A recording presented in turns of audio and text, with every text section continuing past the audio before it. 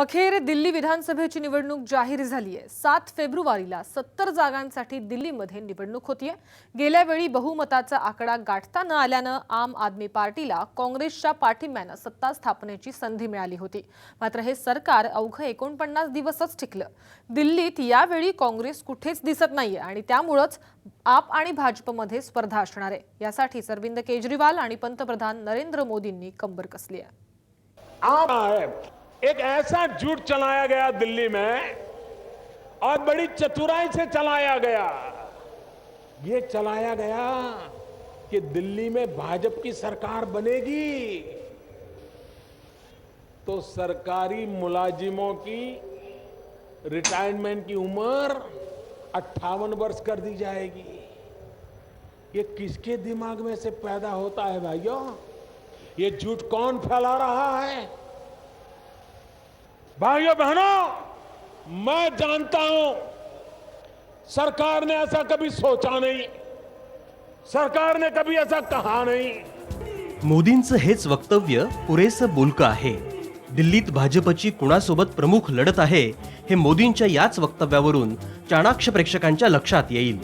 विशेष म्हणजे काँग्रेस पर्यायाने राहुल गांधी यांना दिल्ली निवडणुकांच्या रेसमध्ये कुठेच स्थान नसल्याचंही द्योतक असलेलं हे मोदींचं विधान।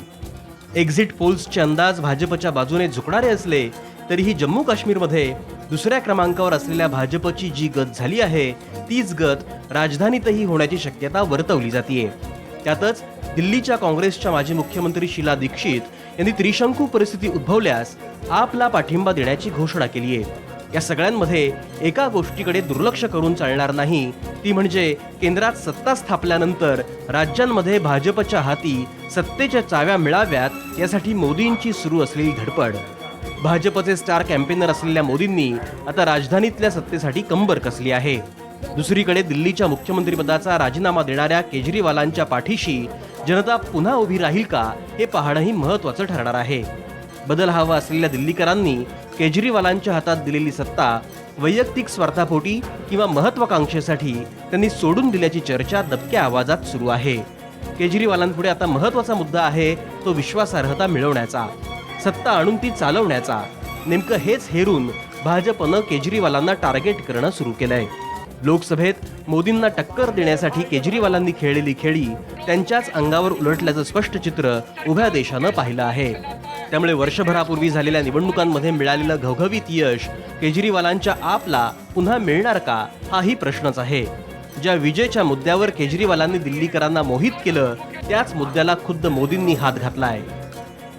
दिल्ली में हम ये योजना करने वाले हैं कि अगर मान लीजिए 10 कंपनियां यहां बिजली बेच रही हैं और अगर आप चाहते हो कि हमें इससे बिजली नहीं लेनी है, वो सस्ती देता है, हम उससे लेनी है तो आप ले सकते हैं, व्यवस्था हम करने वाले। मोदींच्या या घोषणेमुळे भाजपनं दिल्लीवर सिरियसली आपलं लक्ष केंद्रित केलंय असं म्हटलं तर वावगं ठरणार नाही। भाजपचे प्रवक्ते संबित पात्रा यांनी तर आम आदमी पार्टी नक्षली राजकारण करत असून दिल्लीच्या विकासासाठी त्यांच्याकडे कोणताही सुनियोजित कार्यक्रम नसल्याचा आरोप केलाय।